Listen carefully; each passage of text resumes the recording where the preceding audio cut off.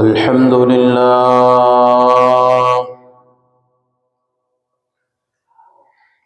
الحمد لله وكفى وسلام على عباده الذين اصطفى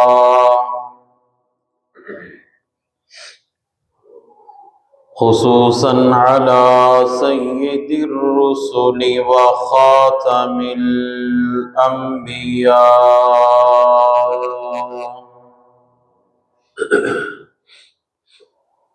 المبعوث إلى كافة للناس بشيرا ونذيرا وداعيا إلى الله بإذنه وسراجا منيرا. أما بعد فأعوذ بالله من الشيطان الرجيم.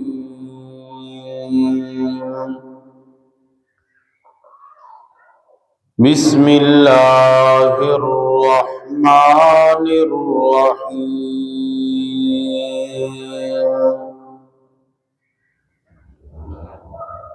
منها خلقناكم وفيها نعيدكم ومنها نخرجكم تارة أخرى. قال النبي صلى الله عليه وسلم: ارحم امتی بامتی ابو بکر. صدق اللہ خالق مولانا العظیم وبلغنا رسوله النبی الکریم ونحن على ذلك لمن الشاهدين والشاكرين والحمد لله رب العالمين. سب حضرات محبت سے درود پاک کی تلاوت فرمائیں. اللہم صلی علی محمد وعلی آل محمد کما صلیت علی ابراہیم وعلی آل ابراہیم انکا حمید مجید. اللہم بارک علی محمد وعلی آل محمد کما بارکت علی ابراہیم وعلی آل ابراہیم انکا حمید مجید. میرے انتہائی واجب الاحترام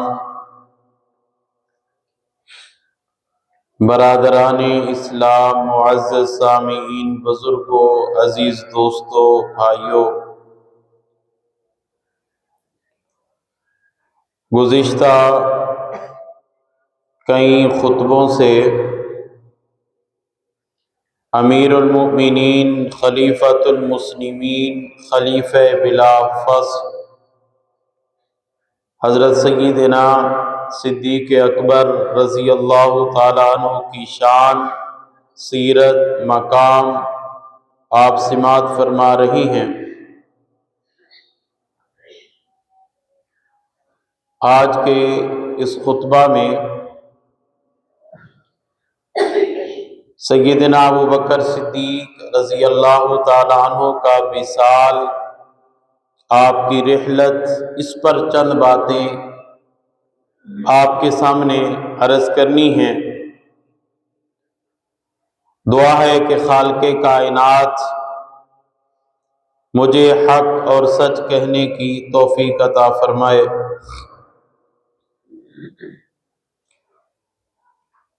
نبی کریم صلی اللہ علیہ وسلم کی رحلت کے بعد امت میں طرح طرح کے فتنے کھڑے ہو گئے. منکرین زکوٰۃ کا فتنہ، منکرین ختم نبوت کا فتنہ، مرتدین کا فتنہ، انہوں نے سر اٹھانا شروع کر دیا۔ امت جو متفق تھی اس میں توڑ پیدا کرنے والے پیدا ہو گئے۔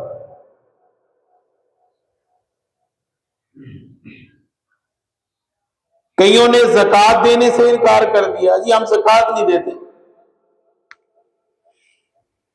کئیوں نے جو نئے نئے مسلمان ہوئے تھے، صحابی تو نہیں تھے وہ، انہوں نے اسلام چھوڑ دیا، مرتد ہو گئے۔ اور ایک فتنہ ختم نبوت، منکرین ختم نبوت کا کھڑا ہو گیا، مسیلمہ کذاب۔ اس نے کہا جی میں نبی ہوں، وہ نبی چلے گئے۔ مسلمانوں کا پہلا اجماع سیدنا صدیق اکبر رضی اللہ تعالیٰ عنہ کی خلافت پر ہوا۔ نبی کریم صلی اللہ علیہ وسلم کی رحلت پر صحابہ کرام میں تو سمجھ لو کہ ایک اندھیرا چھا گیا۔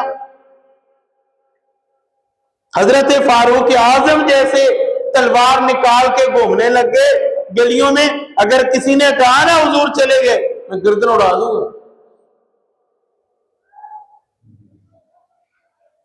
ایک عجیب سی کیفیت۔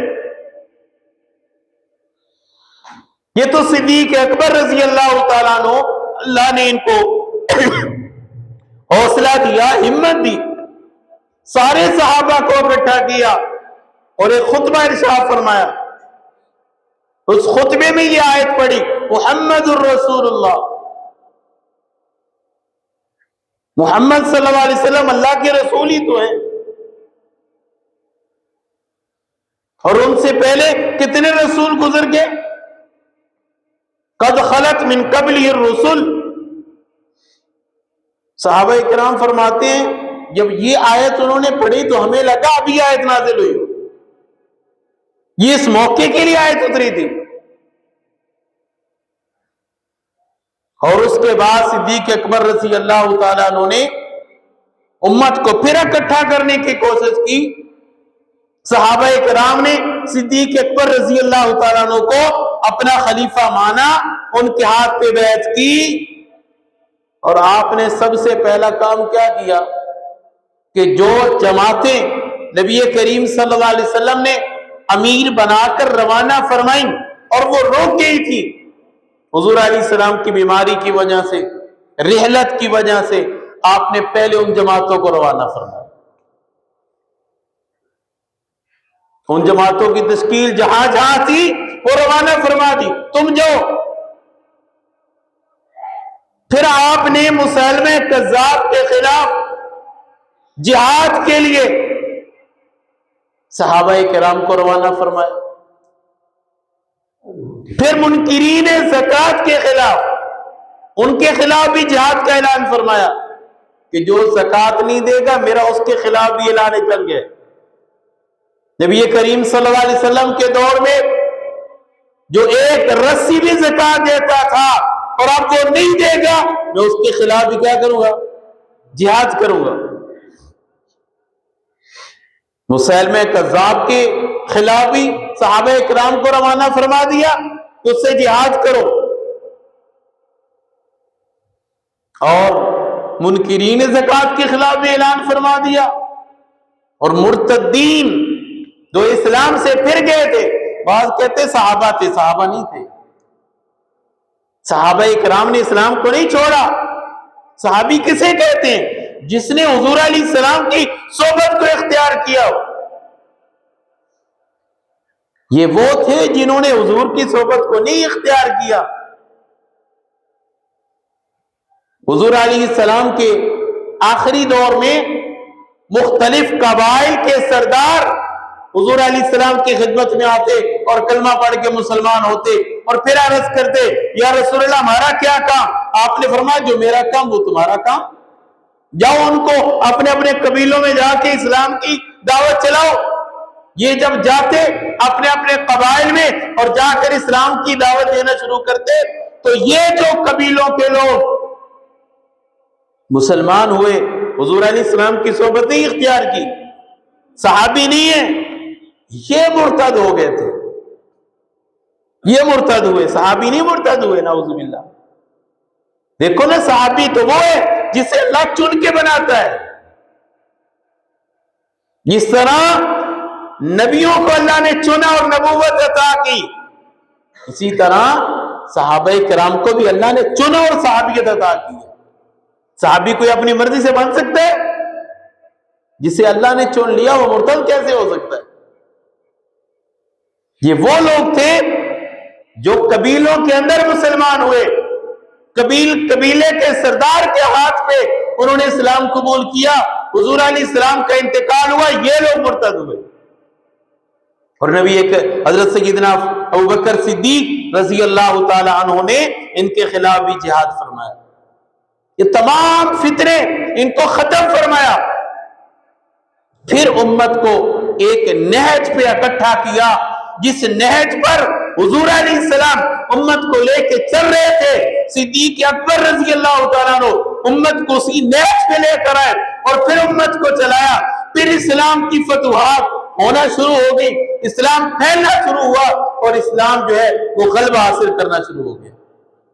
پہلے فتنے دبائے، حضرت فاروق اعظم رضی اللہ تعالیٰ عنہ کے بڑے جری تھے، انہوں نے عرض کیا، امیر المومنین آپ ہر جگہ جہاد کا اعلان فرما رہے تو یہ کیسے کام چلے گا؟ آپ نے جماعتیں بھی روانہ فرما دی، مسیلمہ کذاب کے خلاف بھی جماعتیں روانہ ہو گئی، اور منکرین زکوٰۃ مرتدین کے خلاف بھی جہاد کا اعلان، ایسے کام تو نہیں چلے گا۔ آپ نے فرمایا، عمر زمانے جاہلیت میں تو بڑا بہادر تھا، بزدل کیسے ہو گیا؟ بہادری دکھا، جب تک یہ فتنے ختم نہیں ہوں گے اسلام پھیل نہیں سکے گا۔ یہ بڑی حکمت بصیرت تھی حضرت ابوبکر صدیق رضی اللہ تعالیٰ۔ اگر ان فتنوں کے منہ بند نہ کرتے تو فتنہ پھیلتا یا نہ پھیلتا؟ فتنہ پھیلتا، جو مرتد ہوئے تھے وہ اور بڑھ جاتے، منکرین زکوٰۃ اور بڑھ جاتے، منکرین ختم نبوت اور بڑھ جاتے۔ جب ان کو ختم کر دیا اب اسلام ہی اسلام ہے۔ 2 سال 2 ماہ 10 یا 15 دن آپ نے خلافت فرمائی۔ حضرت سیدنا ابوبکر صدیق رضی اللہ تعالیٰ عنہ کے وصال کا سبب روایات میں مختلف آئے۔ بعض روایتوں میں ہے کہ آپ کو زہر دیا گیا، بعض روایتوں میں ہے آپ کو سخت بخار ہوا، بعض روایتوں میں ہے کہ آپ کو دل کی بیماری لاحق ہوئی، اس وجہ سے آپ کا انتقال ہوا، اور بعض علماء کہتے ہیں تینوں باتیں شامل تھی۔ حضرت سیدنا صدیق اکبر رضی اللہ تعالیٰ عنہ کے بعد کسی نے کھانا بھیجا، اس کھانے میں زہر ملا ہوا تھا۔ حضرت سیدنا ابوبکر صدیق رضی اللہ تعالیٰ عنہ کے ساتھ ایک اور صحابی ہیں حضرت حارث بن قلبہ رضی اللہ تعالیٰ عنہ، انہوں نے بھی کھانا کھایا، دونوں ہی بیمار ہو گئے۔ یہ ظاہر آہستہ آہستہ کمزور کرتا چلا گیا۔ سیدنا صدیق اکبر رضی اللہ تعالیٰ عنہ پہ یہ ظاہر نے اثر کیا، آپ کو بخار بھی ہو گیا بیماری کی وجہ سے، اور دل کا مرض بھی لاحق ہو گیا اس زہر کی وجہ سے۔ جس طرح نبی کریم صلی اللہ علیہ وسلم کو زہر دیا گیا، اسی طرح صدیق اکبر رضی اللہ تعالیٰ عنہ کو بھی زہر دیا گیا۔ بہت ساری چیزیں جو صدیق اکبر اور حضور علیہ السلام کی وفات کے وقت ملتی ہیں۔ نبی کریم صلی اللہ علیہ وسلم نے آخری ایام نے فرمایا تھا کہ مجھے یہ بیماری لاحق ہوئی ہے، مجھے زہر کا اثر لگتا ہے، جو خیبر کے موقع پہ ایک عورت نے دیا تھا کھانے میں ملا کر، اور وہ کھانا حضور علیہ السلام نے ایک لقمہ جب اپنے منہ میں ڈالا، وہ لقمہ بول پڑا تھا، یا رسول اللہ مجھے مت کھائیے میرے اندر زہر ہے، لیکن جب وہ لقمہ منہ میں چلا گیا تو کچھ اثرات اندر بھی چلے گئے تھے۔ تو حضور علیہ السلام نے فرمایا یہ زہر جو میں نے اس وقت ایک لقمہ اٹھایا تھا، اس زہر کی وجہ سے میرے اندر کمزوری آئی۔ اسی طرح صدیق اکبر رضی اللہ تعالیٰ عنہ کو بھی یہ زہر دیا گیا، اس کی وجہ سے بیماری ہوئی، बुखार भी हुआ, कमजोरी हुई, दिल की भी बीमारी पैदा हुई। तो ये तीनों बातें हैं। सैयदना सिद्दीक अकबर रज़ी अल्लाह तआला अन्हु की बीमारी जब बढ़ी तो आपसे सहाबाए किराम पूछने लगे, अमीरुल मोमिनीन आपके बाद कौन खलीफा होगा, आपके बाद कौन हमारा खलीफा होगा। सैयदना सिद्दीक अकबर रज़ी अल्लाह तआला अन्हु एक दिन फारूक आजम रज़ी अल्लाह तआला अन्हु को बुलाते हैं। सहाबाए किराम मस्जिद में हैं, आप भी मस्जिद में तशरीफ लाए और सारे सहाबाए किराम की तरफ देखा और आपने फरमाया, मेरे बाद अमीरुल मोमिनीन तुम्हारा खलीफा उमर होगा। कौन होगा? उमर। हजरत फारूक आजम बोले, अमीरुल मोमिनीन मैं तो डंडे की जुबान बोलता हूं, मेरे अंदर तो जो है वो सख्ती है, मैं कैसे खिलाफत करूंगा। हजरत सैयदना सिद्दीक अकबर रजी अल्लाह तआला ने फरमाया कि इनका अमीरुल मोमिनीन तू ही बनेगा, खलीफा तू ही बनेगा। एक सहाबी बोले, ए अमीरुल मोमिनीन आप तो अल्लाह के पास जा रहे हैं ना, वहां जाके आपसे पूछ भी होनी है कि आप किसको खलीफा बना के आए, आप क्या जवाब देंगे। रिवायत में है हजरत सिद्दीक अकबर रजी अल्लाह तआला फरमाने लगे, मैंने अल्लाह के पास जाना है, अल्लाह ने पूछने कि आपने बाद उम्मत किसके हवाले करके आए हो, तो मैं जाके अल्लाह के हुजूर यही अर्ज करूंगा कि आप हुजूर अलैहिस्सलाम की उम्मत में मेरे बाद जो सबसे ज्यादा परहेजगार था, जो सबसे ज्यादा मुत्तकी था, जो सबसे ज्यादा जो है शान वाला तकवे वाला था, मैं उसके हवाले इस उम्मत को कर गया। और आप हजरत सैयदना सिद्दीक अकबर रज़ी अल्लाह तआला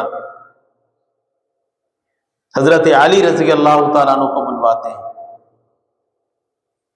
और हजरत आयशा सिद्दीका तय्यबा ताहिरा सलामुल्लाह अलैहा को बुलवाया। आपने फरमाया, हुजूर अलैहि सलाम को कफन कितनी चादरों में दिया गया। हजरत आयशा सिद्दीका रज़ी अल्लाह तआला अन्हा फरमाने लगी, अब्बा जी हुजूर अलैहि सलाम को 3 चादरों में कफन दिया गया। कितनी चादरों में? 3 चादरों में। आपने फरमाया 2 तो मेरे ऊपर है, तीसरी ये चादर है, इसमें मुझे कफन दे देना। हजरत आयशा सिद्दीका तय्यबा ताहिरा सलामुल्लाह अलैहा फरमाने लगी, अब्बा जी हम नया कफन देंगे आपको, इन पुरानी चादरों में दे दे। सिद्दीक अकबर फरमाने लगे, बेटी नया कफन नया कपड़ा तो जिंदों के काम आ जाएगा, मुझे इन्हीं में दे देना। कब्र में ये नहीं सवाल होना कि कफन नया या पुराना है, कब्र में तो अमल चलेंगे। अगर अमल ठीक हुए तो पुराने कफन में भी कामयाबी हासिल हो जाएगी, अमल ठीक ना हुए तो नया कफन भी काम नहीं आएगा। वहां तो अमल चलने है, कफन जैसा हो, पुराना हो, नया हो, चल जाएगा। और आपने हजरत अली रज़ी अल्लाह तआला अन्हु से फरमाया, ए अली बता हुजूर अलैहि सलाम को गुस्ल तूने दिया था? जी हुजूर मैंने ही दिया था। फरमाया मुझे भी गुस्ल तू ही देगा, और जिस बर्तन से दिया था उसी बर्तन में मुझे गुस्ल देना। यहां एक मसला भी है शरीयत का कि मैयत को गुस्ल वो दे जो मैयत का करीब वाला है। बाप फौत हुआ है तो गुस्ल औलाद दे, औलाद फौत हुई है तो गुस्ल बाप दे या भाई दे, जो करीब वाले हैं वो गुस्ल दे। ये शरीयत का मसला है। अगरचे हमें गुस्ल देना आता नहीं है, सीखा ही नहीं है, हमें डर लगता है गुस्ल देते हुए, बाप को गुस्ल देते हुए औलाद को डर लग रहा है, कभी सीखा ही नहीं है। शरीयत का मसला ये है। तो सैयदना सिद्दीक अकबर रज़ी अल्लाह तआला किसको हुक्म दे रहे? सैयदना अली रज़ी अल्लाह तआला अन्हु को कि गुस्ल तू मुझे देना। एक रिवायत में कि अपनी बीवी को भी कहा। तो यहां मसला समझ आया कि सिद्दीक अकबर को हजरत अली से बड़ा प्यार था, हैं? हजरत अली को सिद्दीक अकबर से भी बड़ा प्यार था, कुर्ब था ना, रिश्तेदारी भी थी। इसलिए फरमाया तूने हुजूर अलैहिस्सलाम को गुस्ल दिया, तू ही मुझे गुस्ल दे। तो इससे बहुत सारे इतराजात खत्म हो जाते। कहते हैं हजरत अली अबू बकर हजरत अली में मोहब्बत नहीं थी। ये मोहब्बत नहीं है तो और क्या है? ये मोहब्बत नहीं है तो और क्या है? پھر آپ نے حضرت عائشہ صدیقہ طیبہ طاہرہ سے فرمایا خلیفہ بننے سے پہلے جو میری وراثت تھی اور خلیفہ بننے کے بعد جو میری وراثت ہوگی وہ ساری وراثت جو خلیفہ بننے کے بعد بنی ہے وہ بیت المال میں جمع کر دینا، تاکہ لوگ یہ نہ کہیں کہ یہ ہمارا بادشاہ بنا اور اتنے پلاٹ بنا لیے اتنے باغ بنا لیے۔ فرمایا میری وراثت میں خلیفہ بننے کے بعد جتنا اضافہ ہوا ہے وہ سارا کس کو جمع کرانا؟ بیت المال میں۔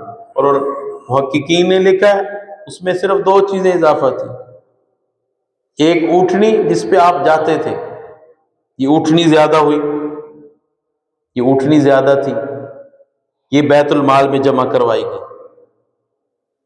اور ایک روایت میں ہے کہ ایک اور سواری تھی جس کو گدھا کہتے ہیں، وہ بھی زیادہ تھا، یہ بھی بیت المال میں جمع کروا دیا۔ اور ایک روایت میں آپ نے حضرت اما عائشہ صدیقہ سے فرمایا، بیٹی سے فرمایا کہ ایک باغ میں نے تجھے ہبہ کیا ہے تاکہ تیرا گھر چل سکے، میری وفات کے بعد وہ باغ بھی بیت المال میں جمع کروا دے، تاکہ جو میں نے مزدوری، جو میں نے بیت المال سے وظیفہ لیا ہے نا، وہ بھی پورا ہو جائے، تاکہ میں جب میرا انتقال ہو تو بیت المال کے ذمے میرا کچھ بقایا نہ رہے۔ آج ہماری حکومتیں جب بنتی ہیں، وزیر اعظم بنتے ہیں تو پہلے اپنا کوٹا پورا کرتے ہیں کہ نہیں، اپنے پلاٹ لے لیا، اپنا سارا کچھ جمع، بینک بیلنس چنگا اکٹھا کر لیا تاکہ بعد میں ہمارے لیے مسئلہ نہ بنے۔ یہ بھی مسلمانوں کے امیر المومنین تھے جو جاتے وقت اپنے 2 سال کا وظیفہ اتار کے جا رہے ہیں کہ جو میں نے لیا تھا وہ میں دے کے جا رہا ہوں تاکہ میرے ذمہ کوئی چیز باقی نہ رہے۔ ایسی خلافت کر کے گئے۔ اور آپ نے فرمایا میرے انتقال کے بعد خلیفہ کون ہوں گے؟ حضرت فاروق اعظم رضی اللہ تعالیٰ، اور میرا جنازہ بھی فاروق اعظم پڑھائیں گے۔ سیدنا صدیق اکبر رضی اللہ تعالیٰ عنہ کا انتقال پیر والے دن ہوا، اور حضور علیہ السلام کا انتقال بھی پیر والے دن ہوا۔ حضور علیہ السلام کے انتقال سے پہلے 4 دن پہلے آپ کو بخار ہوا، اسی طرح صدیق اکبر کے انتقال کے 4 دن پہلے ان کو بھی بخار ہوا۔ حضرت صدیق اکبر کی عمر بھی 63 سال ہے، حضور علیہ السلام کی عمر بھی 63 سال ہے، اور سیدنا صدیق اکبر رضی اللہ تعالیٰ عنہ کو جب انتقال ہوا، ان کا سر بھی حضرت عائشہ صدیقہ کی گود میں، حضور علیہ السلام کا جب انتقال ہوا ان کا سر مبارک بھی حضرت عائشہ کی گود میں تھا۔ اور حضور علیہ السلام کا جب انتقال ہوا انہوں نے آخری چیز مسواک مانگی اور مسواک فرمائی، چبانے والی حضرت عائشہ تھی، اور صدیق اکبر رضی اللہ تعالیٰ عنہ کا جب انتقال ہوا انہوں نے بھی آخری چیز مسواک منگوائی، اور اس مسواک کو چبانے والی بھی حضرت عائشہ صدیقہ تھی۔ کتنی مطابقت ہے، گویا کہ نبوت کا رنگ صداقت پہ چڑھ گیا، جو نبی کا رنگ تھا وہ صدیق پہ چڑھ گیا۔ کتنی مماثلت، 63 سال عمر ان کی، 63 سال صدیق اکبر کی۔ اور سیدنا صدیق اکبر رضی اللہ تعالیٰ عنہ کا جنازہ فاروق اعظم رضی اللہ تعالیٰ عنہ پڑھایا، اور آپ نے انتقال سے پہلے حضرت علی رضی اللہ تعالیٰ عنہ کو ایک وصیت فرمائی، جب میرا انتقال ہو جائے، غسل اور کفن ہو جائے، جنازہ پڑھا دیا جائے، پھر میری میت کو اٹھا کے روضہ اقدس صلی اللہ علیہ وسلم کے سامنے رکھ دینا، اگر اندر سے آنے کی اجازت مل جائے، دروازہ خود کھل جائے تو روضہ اقدس میں مجھے دفن کر دینا، وگرنہ جنت البقیع میں دفن کر دینا۔ حضرت انس رضی اللہ تعالیٰ عنہ فرماتے ہیں حضرت سیدنا صدیق اکبر کا جب جنازہ پڑھا دیا گیا، پھر صحابہ کرام نے سیدنا صدیق اکبر کی چارپائی کو اٹھایا اور روضہ اقدس کے سامنے رکھا۔ حضرت علی رضی اللہ تعالیٰ عنہ کے الفاظ یہ تھے، یا رسول اللہ ھذا ابو بکر، یا رسول اللہ ھذا ابو بکر، یہ ابو بکر صدیق ہیں جو اجازت مانگ رہے ہیں، یستاذنک، آپ سے اجازت مانگ رہے ہیں، اگر آپ کی اجازت ہو تو اندر دفن کر دیں۔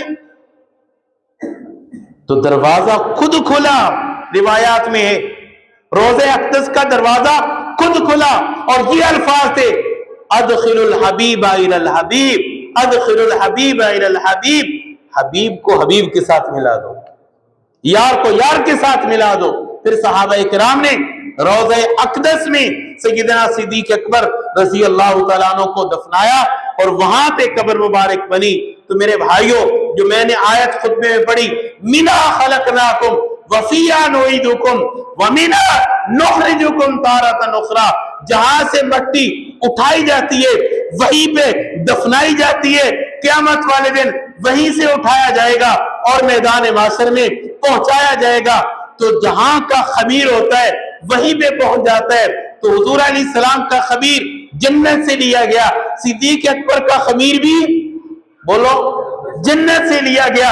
جس مٹی سے حضور علیہ السلام کو بنایا گیا اسی مٹی سے صدیق اکبر کو بنایا گیا، اسی مٹی سے فاروق اعظم کو بنایا گیا، اسی مٹی سے حضرت عیسیٰ علیہ السلام کو بنایا گیا، کیونکہ وہاں پہ ابھی بھی ایک قبر کی جگہ باقی ہے، وہاں پہ حضرت عیسیٰ علیہ السلام قرب قیامت میں آئیں گے، یہاں پہ اسلام کا نظام نافذ کریں گے اور ان کی قبر بھی روضہ اقدس میں بنے گی۔ یہ روضہ اقدس صرف دنیا کی جگہ نہیں ہے، یہ تو جنت ہے، بلکہ ہمارا عقیدہ یہ جنت سے بھی اعلیٰ ہے، یہ جنت سے بھی اعلیٰ ہے۔ جہاں حضور علیہ السلام آرام فرما رہے ہیں وہ جگہ کوئی عام جگہ ہے؟ نبی کریم صلی اللہ علیہ وسلم نے خود فرمایا، ما بین بیتی و منبری روضۃ من ریاض الجنہ، میرے گھر سے لے کے میرے منبر تک یہ جتنی جگہ ہے یہ جنت کے باغوں میں سے ایک باغ ہے۔ آج بھی عمرہ کرنے والے حاجی حضرات جب جاتے ہیں تو وہاں اس جگہ پہ جب نوافل پڑھ کے آتے ہیں تو کہتے ہیں ہم جنت میں نفل پڑھ کے آئے، کیونکہ وہ جگہ کیا ہے؟ بولو بولو، وہ جگہ کیا ہے؟ جنت ہے۔ حضور علیہ السلام فرما گئے وہ جگہ جنت ہے۔ اور صدیق اکبر کہاں آرام فرما رہے ہیں؟ بولو جنت میں، جنت میں آرام فرما رہے ہیں۔ جہاں کا خمیر ہوتا ہے وہاں پہنچ جاتا ہے۔ آپ نے دیکھا ہوگا بندہ زندگی کہاں گزارتا ہے، موت کہاں آتی ہے، قبر کہاں بنتی ہے، قبر کہاں بن گئی، تو وہ اسی کے لیے جگہ ہوتی ہے، وہیں کی مٹی اٹھائی گئی اور وہ وہاں پہنچ کے رہتا ہے، وہیں پہنچتا ہے جہاں کا خمیر ہوتا ہے۔ تو میرے بھائیوں، حضرت سیدنا صدیق اکبر کی مٹی جنت سے اٹھائی گئی اور جنت میں پہنچ گئے۔ اور آج کوئی اعتراض کرے نعوذ باللہ من ذالک، وہ تو اسلام سے پھر گئے تھے، وہ تو ایسے تھے، اور تیری زبان کٹ جائے، جو صدیق اکبر کے بارے میں بکواس کر رہے، بھونک رہے، گستاخیاں کر رہے، وہ تو جنتی تھے، جنت میں پہنچ گئے، اللہ نے ان کو شرف دے دیا، اللہ نے ان کو مقام دے دیا۔ جنت میں ہر کوئی تو نہیں جا سکتا، ہماری کوئی گارنٹی نہیں ہم جنت میں جائیں گے یا نہیں جائیں گے، قیامت کے دن فیصلے ہوں گے۔ اور صدیق اکبر وہ ہے، ادھر سے روح پرواز کی، ادھر سے جنت، ادھر سے سیدھا جنت میں، دنیا سے قدم رکھا آگے جنت، ادھر سے اٹھے جنت میں گئے۔ ان کی شان کے کیا کہنے۔ تو میرے بھائیوں، یہ ان کے تذکرہ ہوا، 4 جمعے 5 جمعے لگے، تو میرے بھائیوں ان کی وفات تھی 22 جمادی الثانی، اس حوالے سے ان کا تذکرہ کیا گیا، کیونکہ ہم مسلمان ہیں، ہمیں پہلے خلیفے کی زندگی کا پتہ ہونا چاہیے، ان کی سیرت کا، ان کی شان کا، ان کی منقبت کا ہمیں علم ہونا چاہیے، وہ ہمارے بڑے کیا تھے جن کے ہم نام لے میں، جن کے نام پہ ہم کٹ مرنے کے لیے تیار ہیں، ان کی زندگی کا ہمیں کچھ نہ کچھ پتہ ہونا چاہیے، اس لیے ان کی زندگی کے حالات بیان کیے جاتے ہیں۔ اللہ تبارک و تعالی ہم سب کو صحابہ کرام کے ساتھ سچی عقیدت عطا فرمائے۔